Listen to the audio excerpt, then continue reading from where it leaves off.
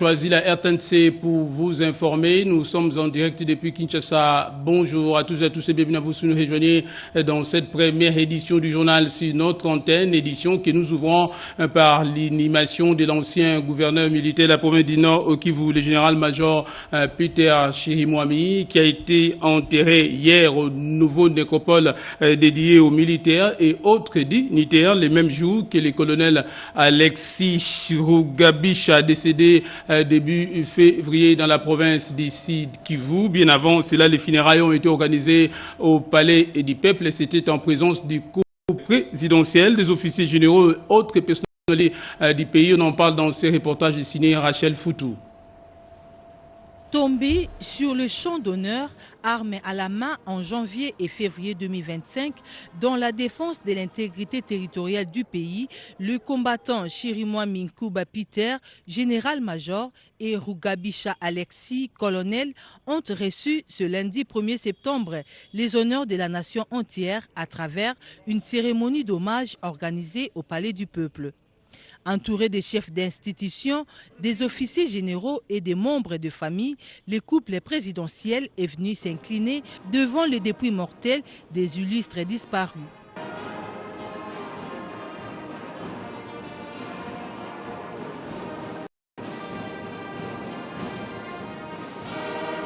Les commandants suprêmes des FARDC, accompagnés de la distinguée première dame Denise Nyakero, ont eu de mots forts pour réconforter les familles éplorées. Pour les loyaux services rendus à la nation, le gouverneur militaire et général-major Peter Chirimwami et le colonel Alexis Rugabisha ont été élevés à titre posthume, respectivement au grade de lieutenant général et général de brigade.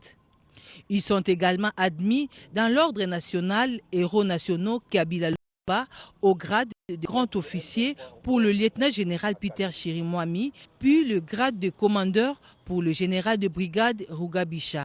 La deuxième partie d'hommage a eu lieu au cimetière dédié aux militaires et dignitaires de la République appelé Repos du soldat. Dans une cérémonie solennelle empreinte d'émotion, le commandant de la garde républicaine, le général-major Ephraim Kabi, a remercié le chef de l'État d'avoir offert un lieu de repos pour les personnes ayant servi la nation.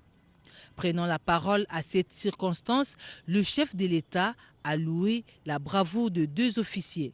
Après cette cérémonie de prise de parole, les dépouilles mortelles de deux officiers généraux ont été mises en terre.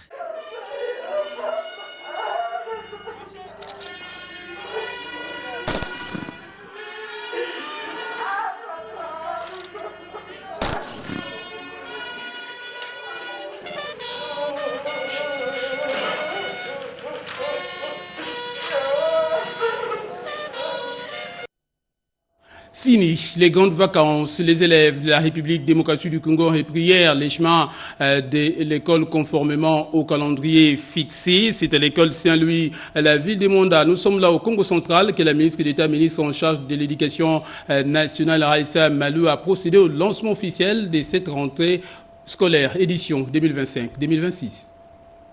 Plus de 29 millions d'élèves sont attendus dans les salles des classes sur toute l'étendue de la République démocratique du Congo, y compris dans les zones sous occupation.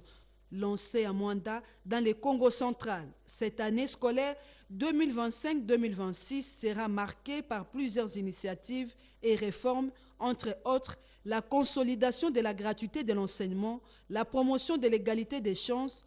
Objectif est de rendre les apprentissages plus inclusifs et stimulant. L'éducation en tant que fondement de notre nation et de notre citoyenneté repose sur des bases solides, mais il est impératif de continuer à renforcer ces fondations pour qu'elles répondent aux défis d'aujourd'hui et de demain. Ces priorités guideront chacune de nos actions en veillant à ce que chaque enfant bénéficie d'une éducation équitable, de qualité et adaptée aux enjeux du monde moderne. Le numéro 1 de l'éducation nationale a également souligné l'importance d'intégrer la dimension de la nouvelle citoyenneté dans la formation des élèves.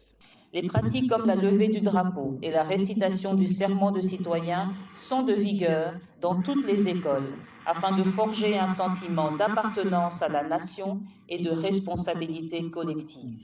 Raissa Malou appelle à une mobilisation collective pour un Congo fort et uni. Nous sommes tous responsables de la réussite de nos enfants et de l'avenir de notre pays. Ensemble, nous formons une chaîne inébranlable, prête à relever tous les défis et à bâtir un avenir meilleur pour la République démocratique du Congo. Dans son mot de bienvenue, le ministre provincial de l'Éducation du Congo central, Jean-Jacques Touba Bozo, représentant le gouverneur Bilolo Grace, a donné les détails sur la matrice éducative de la province du Congo central. À Bunia, à Ituri, la rentrée scolaire a été également effective. On a constaté également une forte mobilisation des élèves.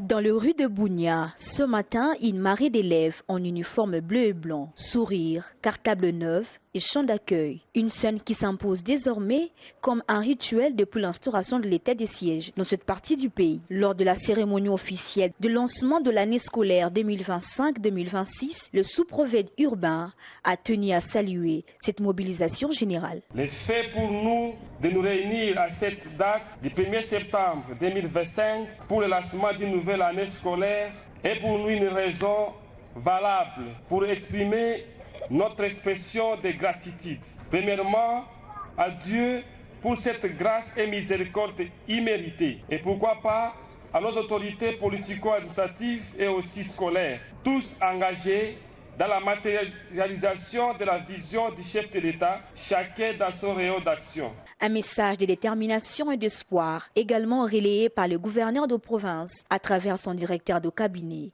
Il a invité les élèves à cultiver le courage, le travail et l'engagement pour bâtir un avenir meilleur.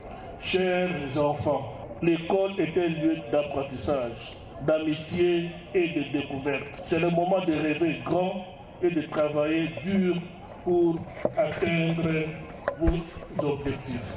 La cérémonie n'est pas limitée au discours. Une délégation composée des membres du cabinet du gouverneur, la division provinciale de l'éducation nationale et plusieurs acteurs éducatifs a visité différentes écoles de la ville. Dans chaque établissement, un geste fort, la remise des kits scolaires aux élèves. Une attention particulière a été accordée aux enfants déplacés par la guerre, qui retrouvent peu à peu le sourire grâce à cette solidarité.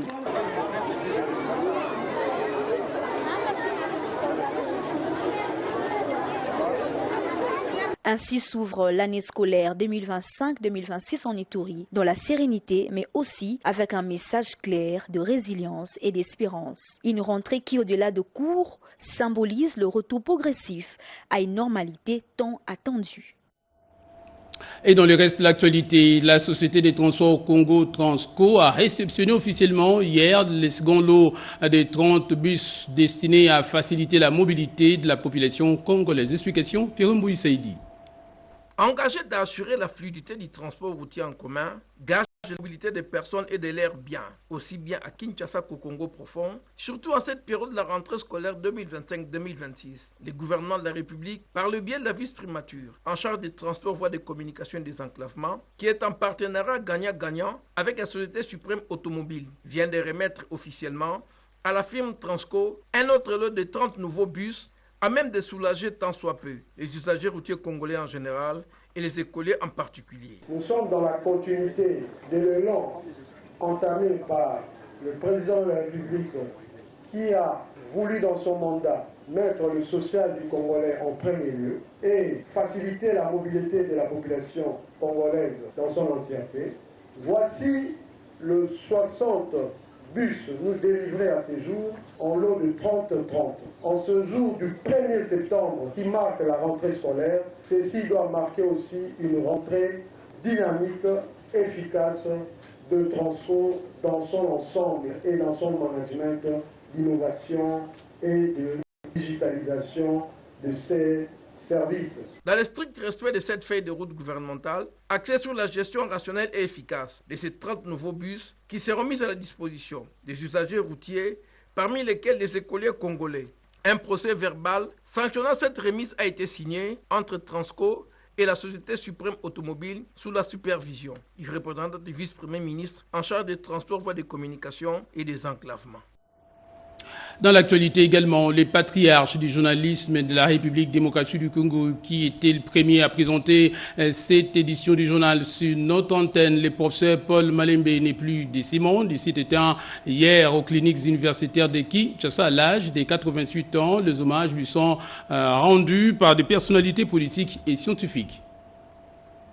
Du haut de ses plus de 40 années de carrière dans le journalisme, le professeur Malembe Tamandiak a marqué de son empreinte la presse congolaise. Dans son parcours, il a été parmi ceux-là qui ont posé les fondements ou encore les bases de la radio-télévision nationale congolaise. Même à un âge avancé, il est resté un ardent défenseur de la formation de haut niveau dans le domaine de l'information et de la communication, plaidant inlassablement pour l'ouverture d'un 3e cycle destiné à former des journalistes spécialisés. C'est lui, s'il faut le dire ainsi, le père de l'UNISIC, IFASIC, ISTI. C'est lui, l'architecte de l'unique établissement d'enseignement supérieur et universitaire qui forme à un niveau très élevé des journalistes, des véritables professionnels des médias. Le professeur Paul Malembe Tamandiak a tiré sa révérence à l'âge de 88 ans. Ces bâtiments de 19 étages, ça a coûté 24 millions. Moi, j'étais là lors de la signature du contrat entre Thomson, Sodetech, coopération française, avec l'État congolais. Et on a construit quelque chose. Il n'y a que le mobilier comme Ndongo Boulaniati, arrivant comme ministère de l'Information, a refusé les mobiliers. Mais tout le reste s'est importé. Et les journalistes étaient très bien payés. C'était des grands messieurs respectés. L'hôtel Invest, construit comme source d'autofinancement de la RTNC. Jean Kambaï Boatia, professeur recteur de l'Université des sciences de l'information et de la communication, a salué la mémoire de cette illustre personnalité du monde médiatique. Un homme assez ouvert à tout. Malembe est resté collé à son institution. L'ISTI, l'IFASIC, l'UNISIC. Vous voyez l'émotion que nous avons? Père fondateur. Voilà qui nous quitte. L'UNISIC que je préside aujourd'hui, composé de tous les professeurs et tous les étudiants, des gens de grande qualité, pleure. Je demande à ces amis qui sont à la RTNC de regarder avec les yeux de cœur, avec les yeux de l'âme, avec les yeux de l'humanité. Le professeur émérité, n'est-ce pas, Malembe Paul Tamandiak.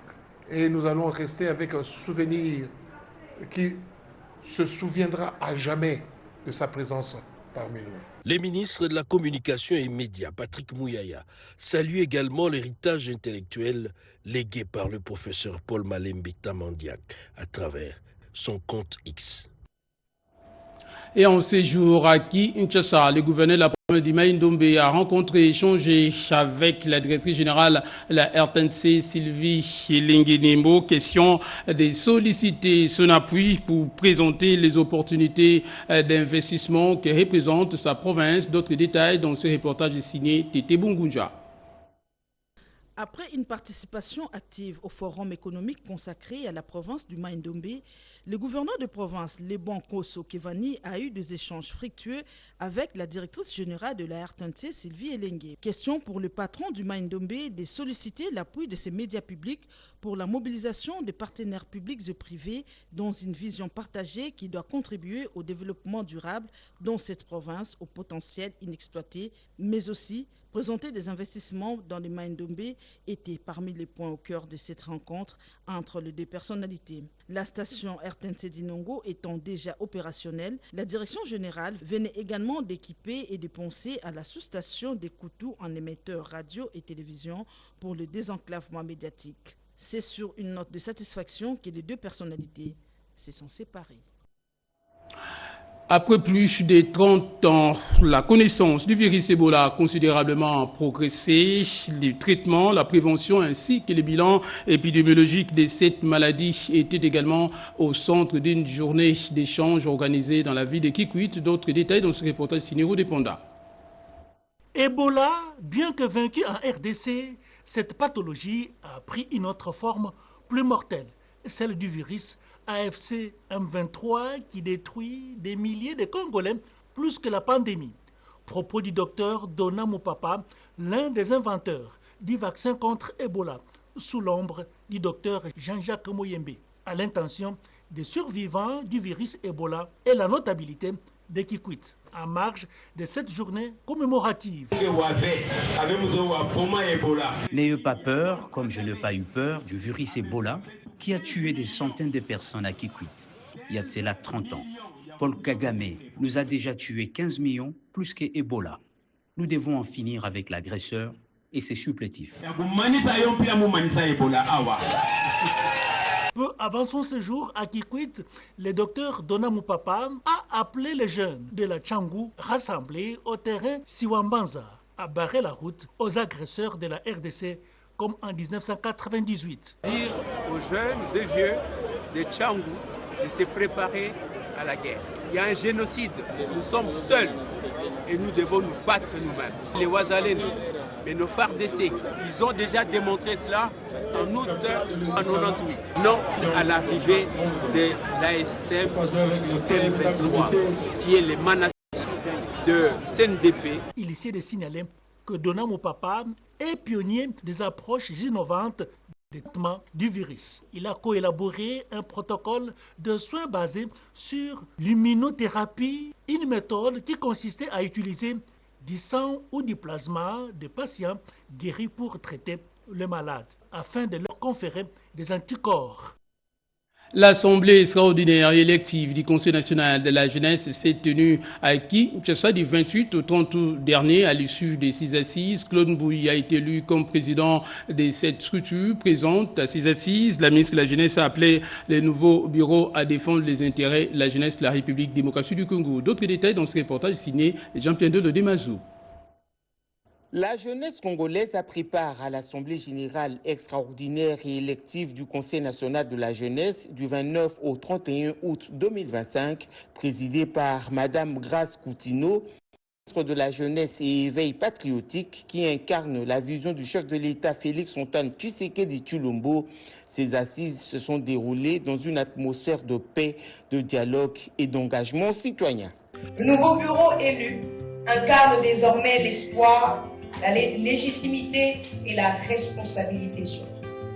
Il devra porter haut les aspirations de la jeunesse, défendre ses intérêts et travailler en synergie avec le ministère, les organisations de jeunes et les partenaires techniques et financiers.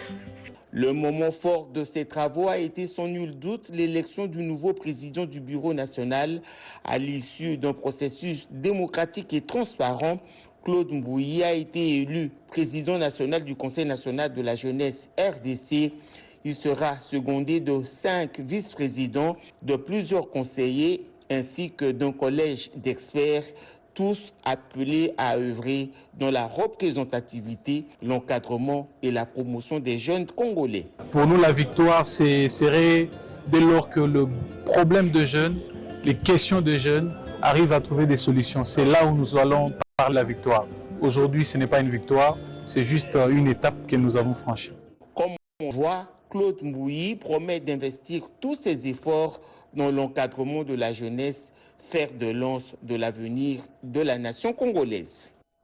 Invitation déjà reçue, la République démocratique du Congo, ou plutôt le Parlement de la RDC prendra une part active dans les tout prochains jours à la conférence internationale sur la paix qui se tiendra à Bruxelles, en Belgique. Explication, David Moubenga. Le Sénat de la République démocratique du Congo sera valablement représenté à la conférence internationale sur la paix en RDC à Bruxelles par l'honorable Mike Kabasele Toubajika. Une invitation officielle du Parlement européen lui a été remise vendredi dernier par le directeur général de la paix du Conseil universel pour la paix, Daniel Santoubiko. En ma qualité de directeur général de la paix du Conseil universel pour la paix des nations et continent organisme accrédité à l'Union européenne, je vous remercie solennellement l'invitation nous conviant à la conférence qui se tiendrait le 1er octobre au Parlement européen. L'honorable Mike Kabasele a eu des mots justes pour exprimer les sentiments de responsabilité face à cet événement. Recevoir aujourd'hui cette invitation de Kilpa pour porter la voix de la République démocratique du Congo au Parlement européen est pour moi un honneur, mais aussi une interpellation. Cet acte symbolique dépasse ma personne. Il engage toute notre nation et témoigne de la reconnaissance internationale de la lutte du peuple congolais pour la paix et la dignité. L'on en vient maintenant à cette nouvelle initiative visant l'embellissement de la capitale lancée par le gouverneur Daniel Bumba-Lubaki avec l'appui des Émirats arabes unis. Cette action de l'hôtel de ville de Kinshasa est soutenue également par l'ambassade des Émirats arabes unis en poste en République démocratique du Congo et les sociétés privées qui initient leurs efforts pour appuyer l'initiative environnementale communautaire 2025. L'objectif de ces partenariats, c'est de contribuer à l'embellissement de la capitale congolaise en organisant les trottoirs, les lumières et les publicités extérieures. La commune de la Gombe étant, selon l'autorité urbaine de Kinshasa, Daniel Bumba-Lubaki, tout aussi une zone administrative, financière et diplomatique qu'un lieu touristique servira de phase pilote pour cette opération qui s'inscrit dans celle relative au retour à la norme en milieu urbain et partant de la restauration de l'ordre public. Les premiers citoyens de la ville de Kinshasa a par la suite mis à contribution un échantillon école arabe de Kinshasa également présents à cette cérémonie. Ces derniers ont été missionnés pour relayer les messages de retour à la norme dans leurs milieux respectifs. Par ailleurs, le gouverneur de la ville de Kinshasa, Daniel Bumba-Lubaki, a invité les opérateurs privés qui hésitent encore à emboîter les pas pour contribuer à l'embellissement de la ville de Kinshasa. Outre le retour, la restauration de l'ordre public, nous avons l'obligation aussi d'embellir notre ville. L'embellissement de notre ville nous concerne tous. Nous allons aller très simple pour que nous puissions avoir une ville embellie. Un moratoire sera bientôt accordé, prévient-il, en collaboration avec la Fédération des entreprises du Congo, aux opérateurs privés qui œuvrent dans le secteur la publicité extérieure. En Ituri, les nouveaux chefs du groupement Marabo Musezo de la chefferie de Mobala a officiellement pris ses fonctions. Symbole d'unité, vous allez défendre jusqu'au dernier sacrifice suprême. Depuis son arrivée à la tête de l'administration territoriale d'Irumu, le colonel Siro Simba s'est fixé pour objectif de restaurer l'autorité de l'État sur l'ensemble de sa juridiction. C'est dans cette optique qu'a eu lieu le week-end dernier l'installation du chef de groupement Marabo Musezo au sein de la chefferie de Mobala. Lors de cette cérémonie, le numéro 1 du territoire d'Irumu a rappelé à l'éré promis Sa Majesté Bakati Nyama Augustin, le réclamant régissant la gestion d'une entité coutumière. Nous trouvons à Gangou 2, chef-lieu du groupement Marabo Musezo. Avons procédé à l'installation provisoire de M. Makati Nyama Augustin en qualité de chef de groupement Marabo Musezo